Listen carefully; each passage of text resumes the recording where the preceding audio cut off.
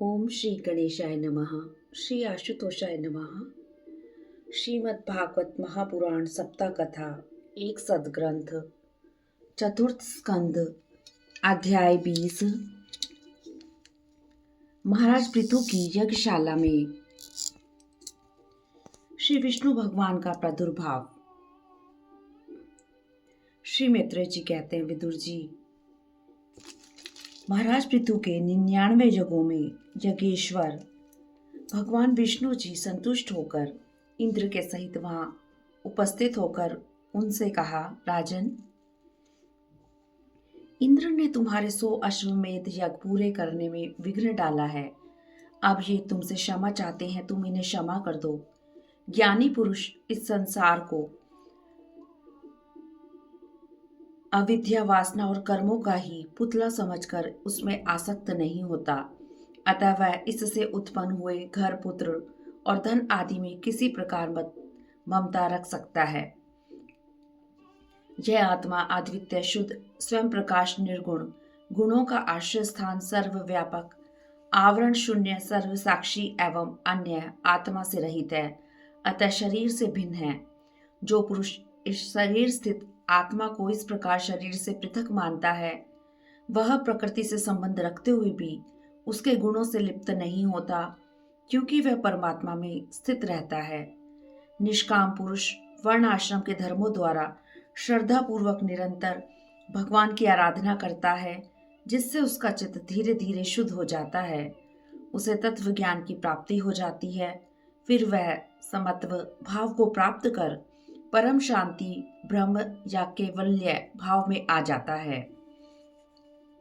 जो पुरुष यह जानता है कि शरीर, ज्ञान, क्रिया और मन का साक्षी होने पर भी कुटस्थ आत्मा उससे निर्लिप्त ही रहता है, वह कल्याण में मोक्ष प्राप्त कर लेता है।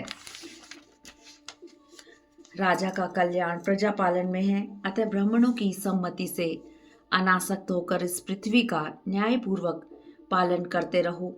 कुछ ही दिनों में तुम घर बैठे ही सनकादिक सिद्धों का दर्शन करोगे। मैं तुम्हारे गुणों और स्वभाव के वश में हूँ, अतः तुम्हें जो इच्छा हो वह मुझसे वर मांग लो। क्षमा आदि गुणों से रहित यज्ञ, तप या योग के द्वारा भगवान को प्राप्त करना सरल नहीं है। समचित्त वाले भक्तों के हृदय में भी भगवान अर्थात मैं निवास करता हूँ। श्री हरि के इस प्रकार कहने पर महाराज पृथु ने उनकी आज्ञा शिरोधार्य की। इंद्र को उन्होंने प्रेम पूर्वक हृदय से लगा लिया और मनोमालिन्य निकाल दिया। फिर पृथु ने भक्त वत्सल भगवान का पूजन किया और भक्ति भाव में निमग्न होकर प्रभु के चरण पकड़ लिए। उनके नेत्रों में जल भर आया। आंसू पूंछते हुए अतृप्त दृष्टि से श्री हरि को देखते हुए पृथु ने कहा, प्रभु, मैं तुझ विषयों को नहीं मांगता, मुझे मोक्ष भी नहीं चाहिए। मेरी तो यही इच्छा है कि आप मुझे 10,000 कान दे दीजिए, जिससे मैं आपके लीला गुणों को सुनता ही रहूं। सत्संग में आपके कल्याण युक्त सुयश को देव यश एक बार भी सुन लेने पर कोई अज्ञानी पुरुष भले ही तृप्त हो जाए, किंतु ग्रहण करने वाला उसे कैसे छोड़ सकता है। सभी पुरुषार्थों की सिद्धि के लिए स्वयं लक्ष्मी जी भी आपके सुयश को सुनने की इच्छा करती हैं। उन्हीं लक्ष्मी जी की तरह मैं भी आपकी सेवा करना चाहता हूँ, किंतु इस सेवा की होड़ में हम दोनों में कलह न उत्पन्न हो जाए। इसमें भी मुझे यही आशा है कि हमारे कलह में आप मेरा ही पक्ष लेंगे। आपके चरण कमलों का निरंतर चिंतन करने के अतिरिक्त सत्पुरुषों का कोई अन्य प्रयोजन नहीं होता। हे प्रभु, मैं भी अन्य इच्छा रहित केवल आपका भजन करना चाहता हूँ। आपने मुझे वर मांगने के लिए कहा। आपकी इस वाणी को तो मैं मोह में डालने वाली ही मानता हूँ। इतना ही नहीं, आपकी वेद रूपा वाणी ने भी तो जगत को बांध रखा है, क्योंकि वेद वाणी रूप रस्सी से बंद कर वे मोहोदश सकाम कर्म ही तो करते हैं। प्रभु, आपकी माया से मनुष्य अपने वास्तविक स्वरूप आपसे विमुख होकर अज्ञानवश अन्य स्त्री, पुत्र आदि की इच्छा करता है। फिर भी जिस प्रकार पिता पुत्र की प्रार्थना की अपेक्षा न रखकर अपने आप ही पुत्र का कल्याण करता है, उसी प्रकार आप भी हमारी इच्छा की उपेक्षा न करके हमारे हित के लिए स्वयं ही प्रयत्न करें। महाराज पृथु के इस प्रकार स्तुति करने पर श्री ब्रह्मा जी ने कहा, राजन, तुम्हारी मुझ में भक्ति हो, तुम्हारा चित्त मुझ में लगा हुआ है, यह तुम्हारा सौभाग्य है, तुम मेरी माया को पार कर लोगे।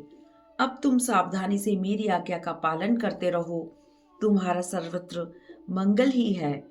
भगवान का अनुग्रह प्राप्त कर महाराज पृथु कृतकृत्य हो गए।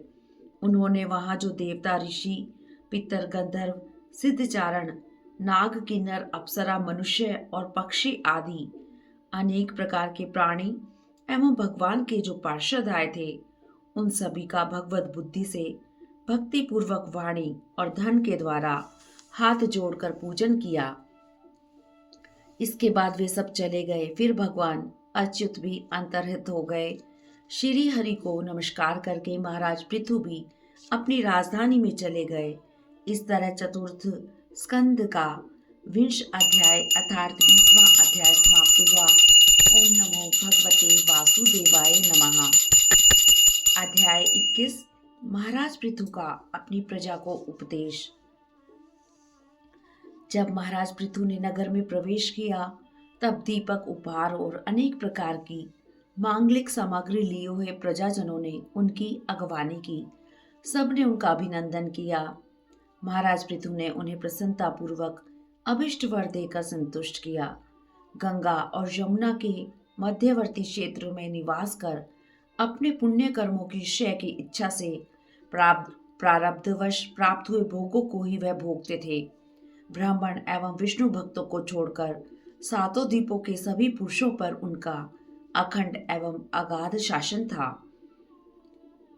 एक बार उन्होंने एक महासत्र की दीक्षा ली।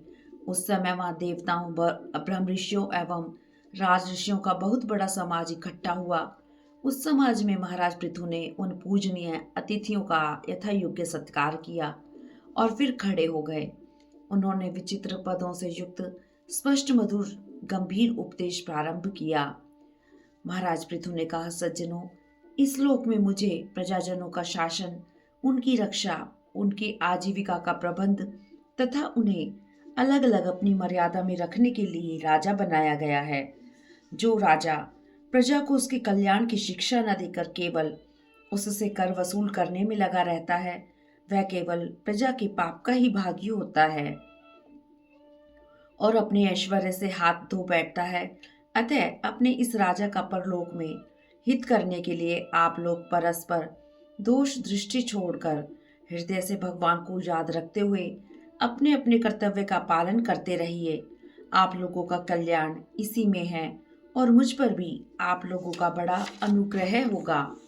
संपूर्ण देवता, पितर और महर्षियों, आप लोग भी मेरी इस प्रार्थना का समर्थन कीजिए, क्योंकि सारे कर्म मृत्यु के बाद उसके कर्ता, उपद्रेष्टा और अनुमोदक को उसका समान फल मिलता है।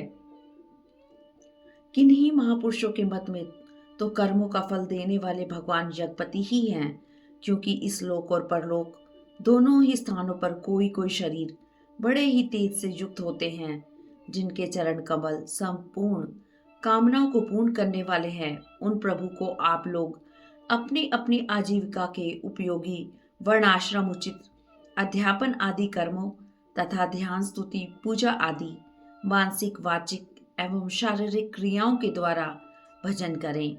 निष्कपट मन से यह निश्चय करें कि हमें अपने अपने अधिकार अनुसार इसका फल अवश्य मिलेगा। सहनशीलता, तपस्या और ज्ञान, इन विशिष्ट विभूतियों के कारण ब्राह्मणों एवं वैष्णवों के वंश स्वभावतः ही उज्जवल होते हैं। उन पर राजकुल का तेज, धन, ऐश्वर्य आदि समृद्धियों के कारण अपना प्रभाव नहीं डाल सकते।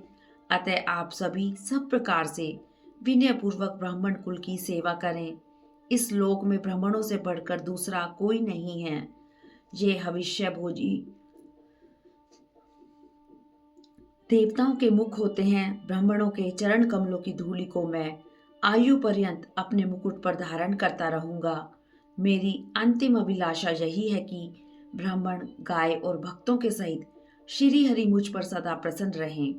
श्री मैत्रेय जी कहते हैं, विदुर जी, महाराज पृथु का यह उपदेश सुनकर सभी उनकी प्रशंसा करने लगे।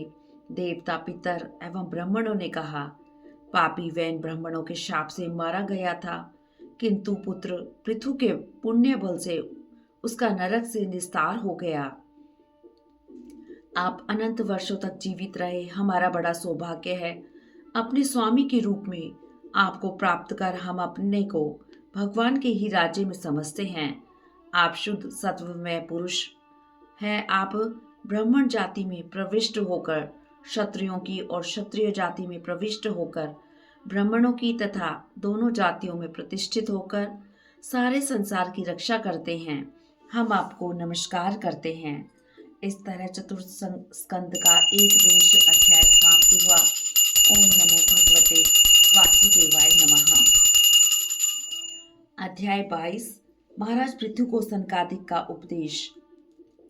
श्री मैत्रेय जी कहते हैं, विदुर जी, जिस समय प्रजाजन महापराक्रमी महाराज पृथु की प्रार्थना कर रही थी, उसी समय वहां सूर्य के समान तेजस्वी 4 मुनीश्वर आए। पृथु ने उन्हें पहचान लिया। सनकादिकों का दर्शन करते ही उन्होंने अर्घ्य और आसन आदि से उनका स्वागत और पूजन किया। उनके चरणोदक को अपने सिर के बालों पर छिड़का। सनकादि मुनीश्वर भगवान शंकर जी के अग्रज हैं। महाराज पृथु श्रद्धा और संयम से नतमस्तक हुए। मंगल मूर्ति मुनीश्वरों, महाराज पृथु ने कहा, आपके दर्शन तो योगियों को भी दुर्लभ हैं। मैंने ऐसा कौन सा पुण्य किया जिससे स्वतः आपका दर्शन प्राप्त हुआ? अवश्य ही ब्राह्मण श्री शंकर जी एवं श्री विष्णु भगवान मेरे ऊपर प्रसन्न हैं। हम अपने कर्मों के वशीभूत होकर विपत्तियों के क्षेत्र रूप इस संसार में पड़े हुए केवल इंद्रिय संबंधी भोगों को ही परम पुरुषार्थ मान रहे हैं। प्रभु, हमारे निस्तार का उपाय बताइए, हमारे ऊपर कृपा करें। श्री सनत कुमार जी ने कहा, महाराज, आपने सब कुछ जानते हुए भी समस्त प्राणियों के कल्याण के लिए बड़ी अच्छी बात पूछी है। सत्पुरुषों का समागम श्रोता और वक्ता दोनों को ही अभिमत होता है, क्योंकि उनके प्रश्नोत्तर सभी का कल्याण करते हैं। श्री हरि के चरण कमलों के गुण अनुवाद में अवश्य ही आपकी अविचल प्रीति है।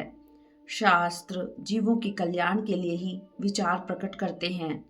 उसमें आत्मा से भिन्न देह आदि के प्रति वैराग्य तथा अपने आत्मस्वरूप निर्गुण ब्रह्म में सुदृढ़ अनुराग होना, यही कल्याण का साधन निश्चित किया गया है।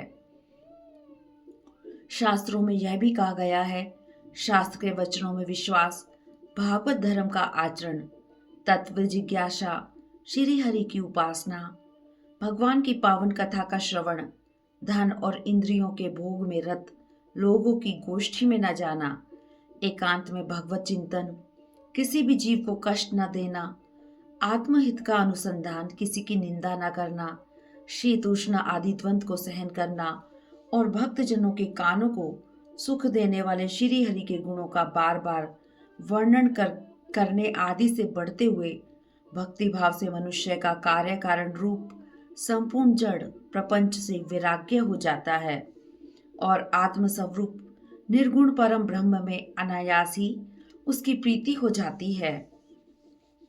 श्री सन्नत कुमार जी कहते हैं, महाराज, जब तक अंतःकरण की उपाधि रहती है, तभी तक पुरुष को जीवात्मा, इंद्रियों के विषय और इन दोनों का संबंध कराने वाले अहंकार का अनुभव होता है।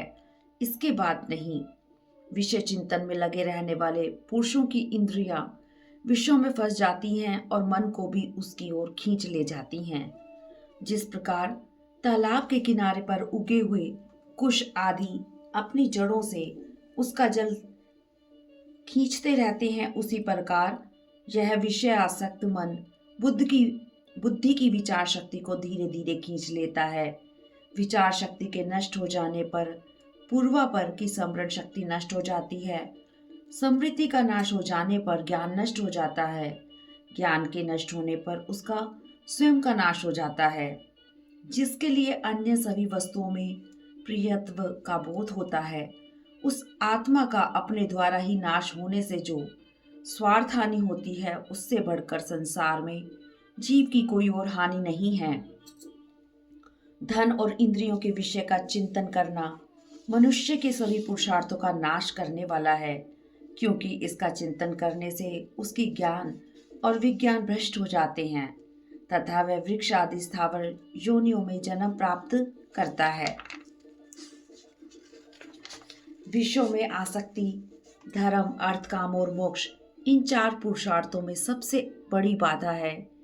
इन चारों में मोक्ष ही श्रेष्ठ है, क्योंकि अन्य तीन पुरुषार्थों में सर्वदा काल का व्यय बना रहता है।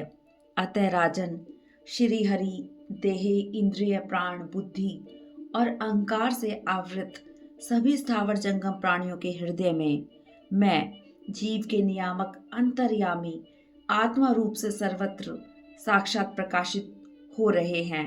उन्हें तुम वह मैं ही हूं ऐसा जानो। जिस प्रकार माला का ज्ञान हो जाने पर उसमें सर्प की बुद्धि जाती रहती है, उसी प्रकार विवेक हो जाने पर जिसका कहीं पता नहीं लगता, ऐसा यह मायामय संसार जिसमें कार्य कारण रूप से प्रतीत हो रहा है और जो स्वयं कर्म फल से दूषित नहीं होता, कर्म फल से दूषित प्रकृति से परे है, उस नित्य मुक्त निर्मल और ज्ञान स्वरूप परमात्मा को मैं प्राप्त हो रहा हूँ। जो मनुष्य मन और इंद्रिय रूप मगरों से भरे हुए इस संसार सागर को योग आदि दुष्कर साधनों से पार करना चाहते हैं, उनका उस पार पहुंचना बड़ा कठिन है। अतः तुम श्री हरि के आराधनीय चरण कमलों को नौका बनाकर बिना प्रयास के ही इस दुस्तर समुद्र को पार कर लो। इस प्रकार तुम भगवान के आराधनीय चरण कमलों को नौका बनाकर अनायासी इस दुस्तर समुद्र को पार कर लो। आत्मज्ञानी सनत कुमार जी से इस प्रकार आत्म तत्व का उपदेश पाकर पृथु गदगद हो गए। महाराज पृथु ने कहा, भगवान, श्री हरि ने मुझ पर पहली कृपा की थी, उस कार्य को आप लोगों ने पूर्ण रूपेण संपन्न कर दिया। प्राण, स्त्री, पुत्र, राज्य, सेना, पृथ्वी और कोश, ये जो भी मेरे पास है, यह सब कुछ आप लोगों का ही है। अतः आपके ही चरणों में समर्पित है। ब्राह्मण अपना ही खाता है, अपना ही पहनता है और अपनी वस्तु दान देता है। दूसरे क्षत्रिय आदि तो उसी की कृपा से अन्न खाने को पाते हैं। आपने अध्यात्म तत्व का विचार करके हमें निश्चित रूप से समझा दिया कि भगवान के प्रति अभेद भक्ति ही उनकी उपलब्धि का प्रधान साधन है। आपके इस उपकार का बदला मैं क्या दे सकता हूँ? श्री मैत्रेय जी कहते हैं, विदुर जी, आदि राज पृथु ने सनकादि की पूजा की और वे उनके शील की प्रशंसा करते हुए आकाश मार्ग से चले गए। महाराज पृथु उनसे आत्म उपदेश पाकर चित्त की एकाग्रता से आत्मा में स्थित रहते हुए अपने को कृतकृत्य सा अनुभव करने लगे।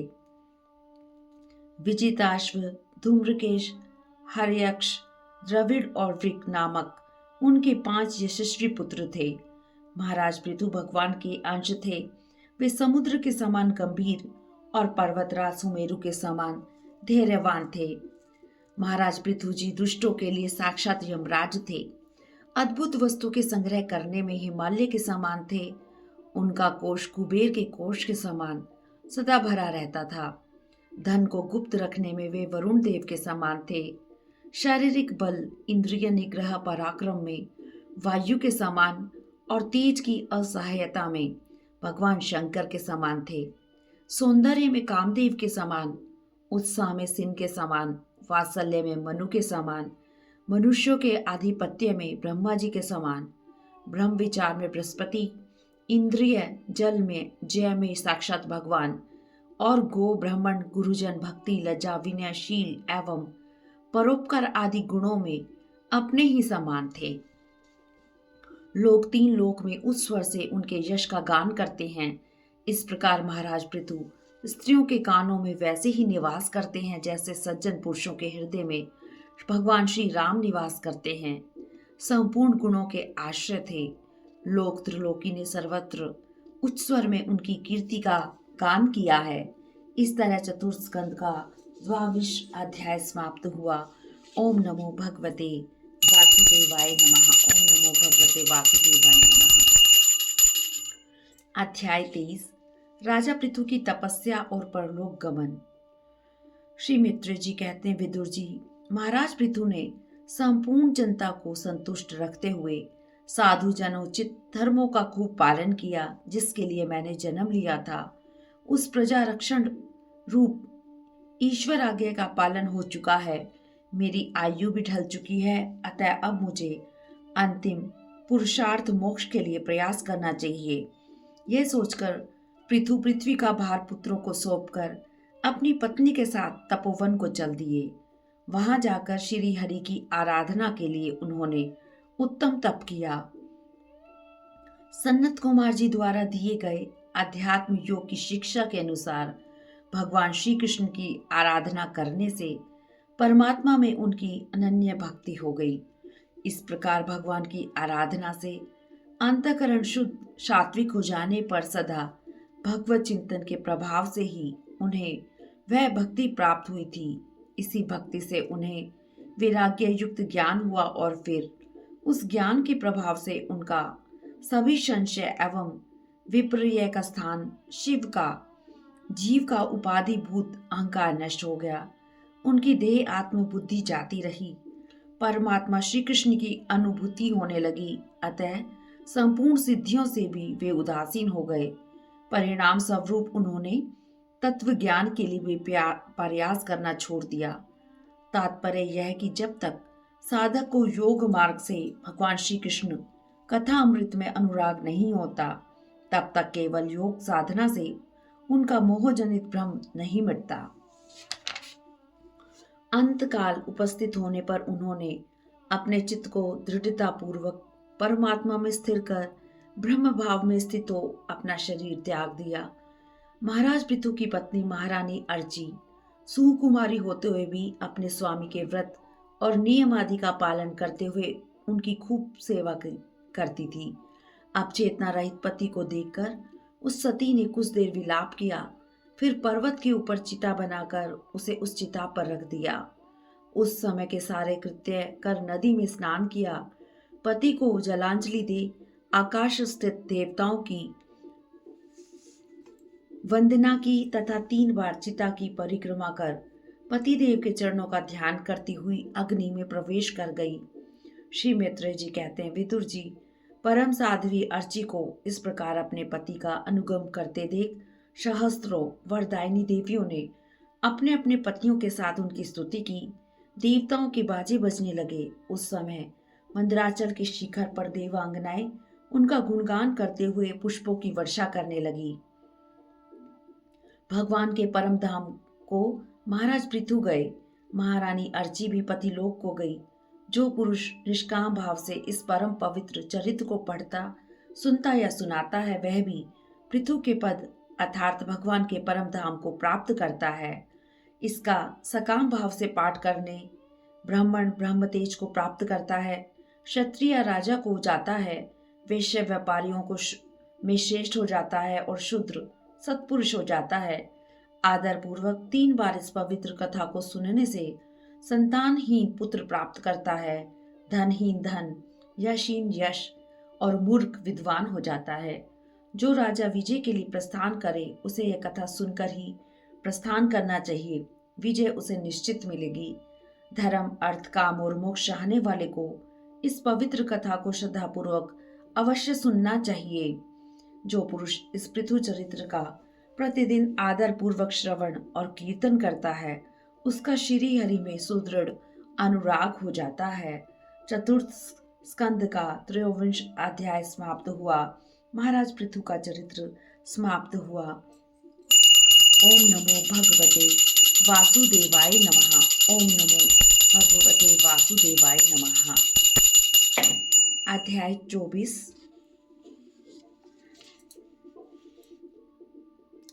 प्राचीन बहिर एवं प्रचेताओं का वर्णन इस चतुर्थ स्कंद के 24वें अध्याय में किया गया है।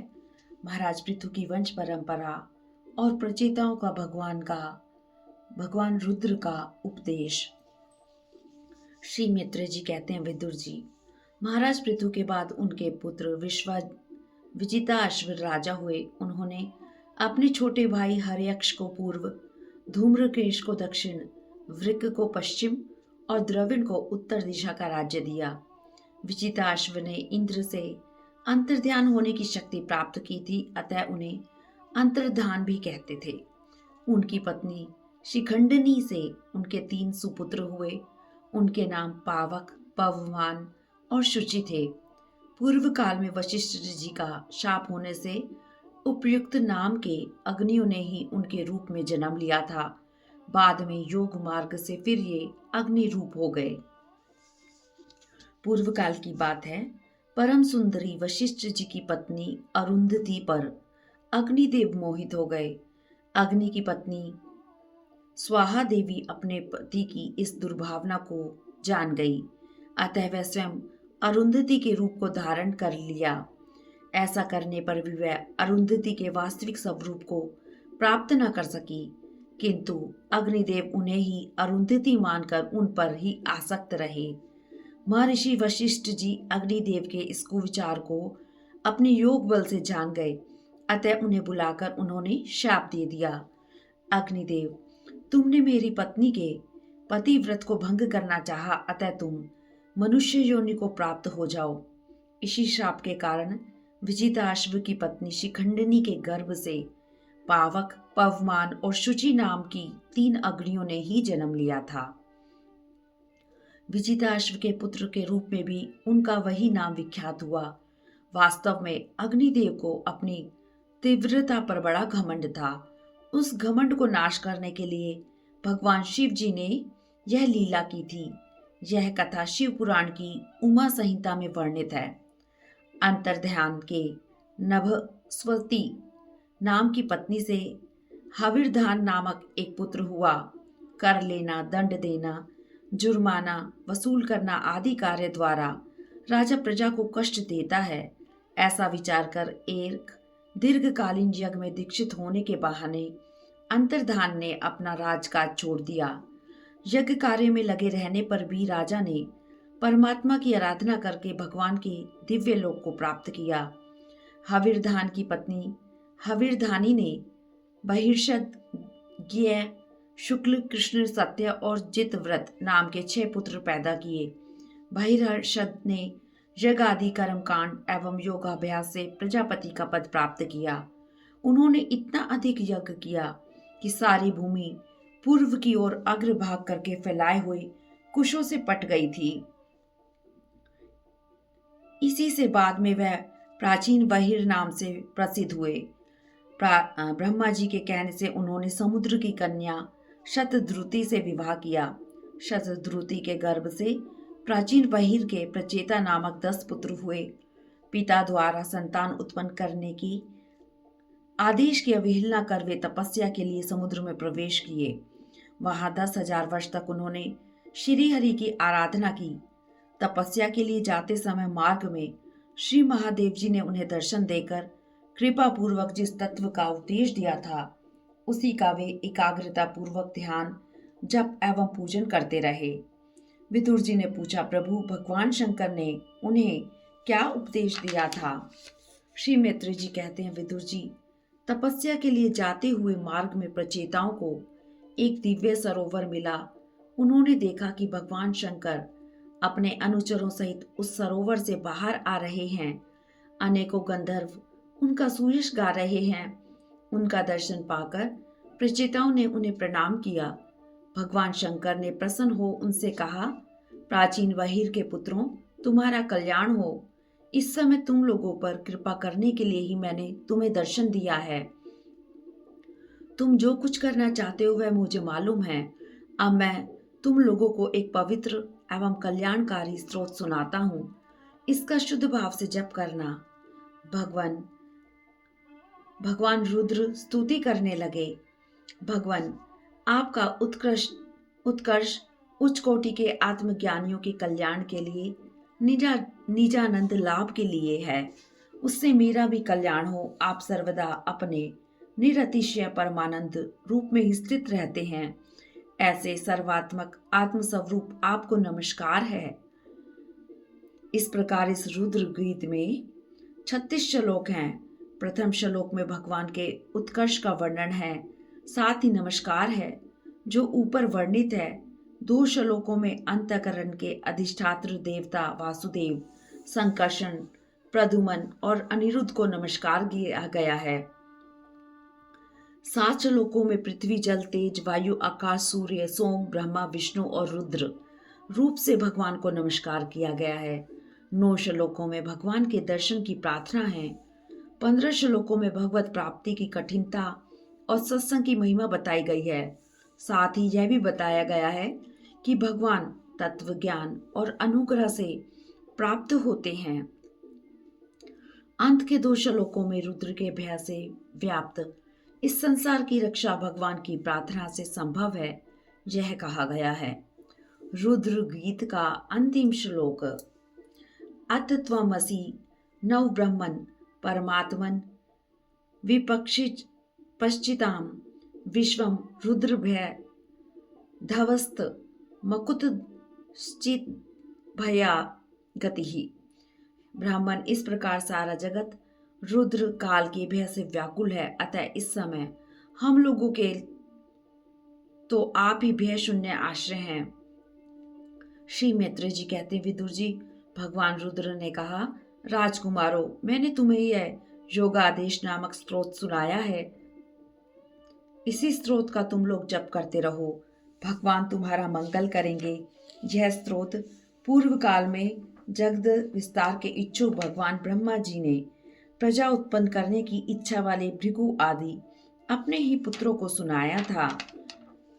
इस स्त्रोत को जपते हुए तुम लोग महान तपस्या करो। तपस्या पूर्ण होने पर इसी से तुम्हें अभिष्ट फल प्राप्त हो जाएगा। इस तरह चतुर्थ स्कंद का 24वां अध्याय समाप्त हुआ। ओम नमो भगवते वासुदेवाय नमः। ओम नमो भगवते वासुदेवाय नमः। अध्याय 25 से लेकर 29 तक पुरंजन उपाख्यान है। अतः पुरंजन उपाख्यान का हम प्रारंभ करते हैं। बाद के अध्याय अगली वीडियो में अपलोड करे जाएंगे। अध्याय 25 पुरंजन उपाख्यान का प्रारंभ। श्री मैत्रेय जी कहते हैं, विदुर जी, इस प्रकार भगवान शंकर जी प्रचेताओं को उपदेश देकर अंतर्ध्यान हो गए। प्रचेताओं ने जल में खड़े होकर भगवान रुद्र के बताए स्त्रोत का जप करते हुए 10,000 वर्ष तक तपस्या की। इन दिनों राजा प्राचीन बाहिर कर्म कांड में रम गए थे। कृपालु नारद जी ने उन्हें उपदेश दिया, राजन, इन कर्मों द्वारा तुम्हारा कल्याण नहीं होगा। दुख के आत्यंतिक नाश और परमानंद की प्राप्ति का नाम कल्याण है, जो कर्म से प्राप्त नहीं होता। राजा ने आग्रह किया, प्रभु, आप मुझे विशुद्ध ज्ञान का उपदेश दीजिए, जिससे मैं इस कर्म बंधन से मुक्त हो जाऊं।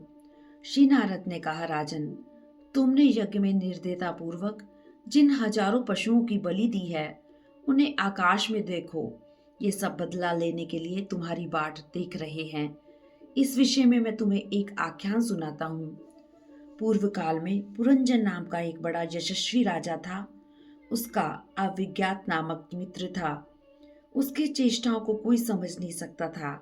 राजा पुरंजन अपने रहने योग्य स्थान की खोज में सारी पृथ्वी में घूमा, फिर भी उसे उसके अनुरूप कोई स्थान नहीं मिला। तब वह कुछ उदास हो गया। उसे तरह तरह के भोगों की लालसा थी। एक दिन उसने हिमालय के दक्षिण तटवर्ती शिखरों पर भारत खंड में 9 द्वारों का नगर देखा। वह सब प्रकार के सुलक्षणों से संपन्न था। उस नगर के बाहर दिव्य वृक्ष और लताओं से पूर्ण एक सुंदर बाग था। उसके बीच में एक सरोवर सुशोभित था। उसके आसपास अनेकों पक्षी भांति भांति की बोली बोल रहे थे तथा भोरे गुंजार कर रहे थे। राजा पुरंजन ने उस वन में घूमते घूमते एक सुंदरी को आते देखा। उसके साथ 10 सेवक थे। उसमें से प्रत्येक 100 नायिकाओं के पति थे। एक 5 फन वाला सांप उसका द्वारपाल था। वह उसकी सब ओर से रक्षा करता था। वह सुंदरी किशोरी थी और विवाह के लिए श्रेष्ठ पुरुष की खोज में थी। वह सांवले रंग की थी, पीले रंग की साड़ी और सोने की करधनी पहने हुए थी। उसकी प्रेम से मटकती हुई भौहें और तिरछी चितवन से मोहित पुरंजन ने लज्जा युक्त मुस्कान से और भी सुंदर लगने वाली उस देवी से मधुर वाणी में कहा, सुंदरी तुम कौन हो?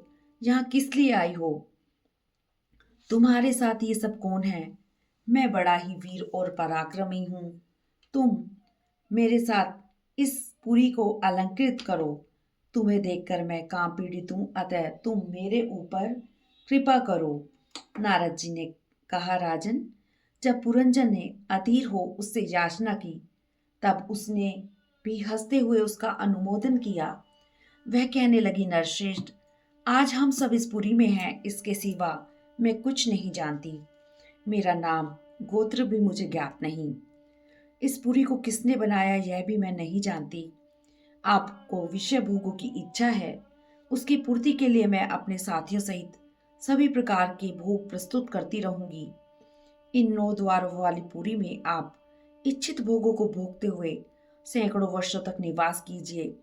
इस लोक में गृहस्थ आश्रम में ही धर्म, अर्थ, काम, संतान, सुख, सुयश और मोक्ष की प्राप्ति हो सकती है। यतिजन तो इन सब की कल्पना भी नहीं कर सकते। श्री नारद जी ने कहा, राजन, उन दोनों ने इस प्रकार एक दूसरे की बात को समर्थन कर 100 वर्षों तक उस पुरी में रहकर सुख भोगा। उस नगर में 9 द्वार थे, उनमें से 7 नगरी के ऊपर और 2 नीचे थे। राजा के लिए ये द्वार बनाए गए थे। वह पृथक पृथक देशों में इन्हीं द्वारों से होकर जाता था। इनमें से 5 पूर्व के, एक दक्षिण, एक उत्तर और 2 पश्चिम की ओर थे। पूर्व की ओर खदोता और आविर्मुखी नाम के 2 द्वार एक ही जगह बनाए गए थे। उनमें से होकर पुरंजन अपने मित्र धूमान के साथ विभ्राजित नामक देश को जाया करता था। इसी प्रकार उस ओर नलिनी और नालिनी नाम के द्वार और भी एक जगह बनाए गए थे। उनसे होकर वह अवधूत के साथ सौरभ नामक देश को जाता था। पूर्व की ओर मुखिया नाम का 5वां द्वार था। उससे होकर वह रसज्ञ और विपर्ण के साथ क्रमशः बहुधन और आपण नाम के देशों को जाता था। दक्षिण की ओर पितृहु नाम का द्वार था। उसमें होकर पुरंजर श्रुतधर के साथ दक्षिण पांचाल देश को जाता था। उत्तर की ओर देवहु नाग का द्वार था। उससे होकर श्रुतधर के साथ वह उत्तर पांचाल देश को जाता था। पश्चिम दिशा में आसुरी नाम का द्वार था। उनमें से होकर वह दुर्मद के साथ ग्रामक देश को जाता था। पश्चिम में ही दूसरा द्वार नेत्रकी नाम का था। उससे वह लुब्धक के साथ वैशस नाम के देश को जाता था। इस नगर के निवासियों में निर्वाक और पेशसकृत 2 ये नागरिक अंधे थे। राजा पुरंजन आंख वाले नागरिकों का अधिपति होने पर भी इन्हीं को सहायता से जहां जहां जाता और सब प्रकार के कार्य करता था। श्री नारद जी कहते हैं, राजन, राजा पुरंजन जब कभी अपने प्रधान सेवक विशुचीन के साथ अंतरपुर में जाता, तब उसे स्त्री और पुत्रों के कारण होने वाले मोहों, प्रसन्नता एवं हर्ष आदि विकारों का अनुभव होता। काम परवश वह वही करता था जो उसकी रानी करती थी। वह पीती तो वह पीता था, वह भोजन करती तो वह भी भोजन करने लगता था। उसके चलने, उठने, बैठने, रोने, हंसने और देखने आदि क्रियाओं के साथ वह भी स्वयं वही करता था। जब वह शोकाकुल होती तो वह भी शोकमग्न हो जाता, प्रसन्न होती तो वह भी प्रसन्न हो जाता था। इस प्रकार राजा पुरंजन अपनी रानी द्वारा ठगा गया। वह मूर्ख विवश होकर इच्छा न होने पर भी पाले हुए बंदर के समान उसी का अनुकरण करता रहता। इस प्रकार चतुर्दश स्कंद का 25वां अध्याय समाप्त हुआ। ओम नमो भगवते वासुदेवाय नमः। ओम नमो वासुदेवाय नमः। यह पुरंजन नामक राज्य जो है, यह हमारे शरीर के ही अंगों का, 9 द्वारों का वर्णन किया गया है। आगे चलकर हम इसका विस्तार से वर्णन अध्याय 26 से लेकर 29 तक में करेंगे। हरिओम तत्सत। ओम नमो भगवते वासुदेवाय नमः। ओम नमो भगवते वासुदेवाय नमः।